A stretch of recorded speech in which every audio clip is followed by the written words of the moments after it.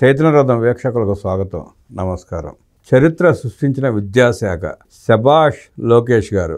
ఉపాధ్యాయ బదిలీలు మరియు పదోన్నతులు 2025 విజయవంతంగా పారదర్శకంగా పూర్తి. 5 ఏళ్ల తర్వాత నూతన వరవడి.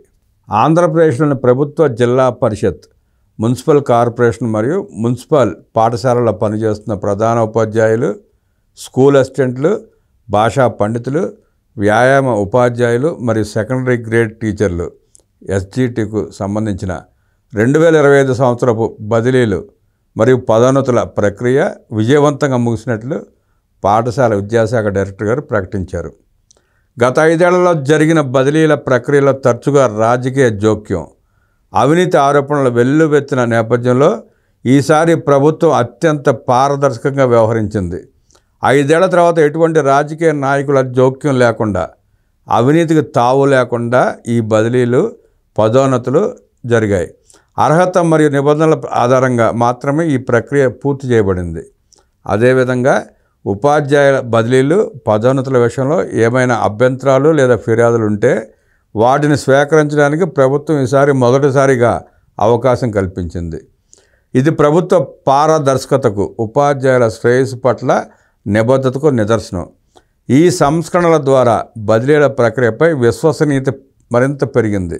ఈ ప్రక్రియ ద్వారా రాష్ట్ర వ్యాప్తంగా వివిధ విభాగాల్లో బదిలీలు, పదోన్నతులు పొందిన వారి వివరాలు ఇలా ఉన్నాయి.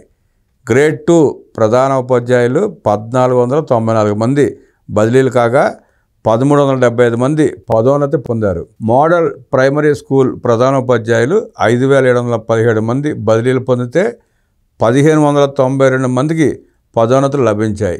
స్కూల్ అసిస్టెంట్లు 27804 మంది బదిలీలు పొందగా 1510 మంది పదోన్నతులు దక్కించుకున్నారు. సెకండరీ గ్రేడ్ టీచర్లు 31174 మంది బదిలీలు పొందారు. భాషా పండితులు 1199 మంది బదిలీలు అయ్యారు. వ్యాయామ ఉపాధ్యాయుల బదిలీలు 344. పదోన్నతులు ప్రస్తుతం నోట్లో పేర్కొనబడలేదు. ఈ ప్రక్రియ ద్వారా రాష్ట్ర వ్యాప్తంగా మొత్తం 67732 మంది ప్రధాన ఉపాధ్యాయులు బదిలీ కాగా 4477 మంది పదోన్నతులు పొందారు. ఉపాధ్యాయ సంఘాలు, ఉపాధ్యాయ వర్గాల నుండి ఈ పారదర్శక ప్రక్రియ పట్ల హర్షం వ్యక్తం అవుతోంది. ఇంత భారీ స్థాయిలో బదిలీల ప్రక్రియ జరిగినా ఎక్కడా అవినీతి ఆరోపణ లేకుండా చరిత్ర సృష్టించింది విద్యాశాఖ. విద్యాశాఖ మంత్రి లోకేష్ గారికి అభినందనలు. నమస్కారం.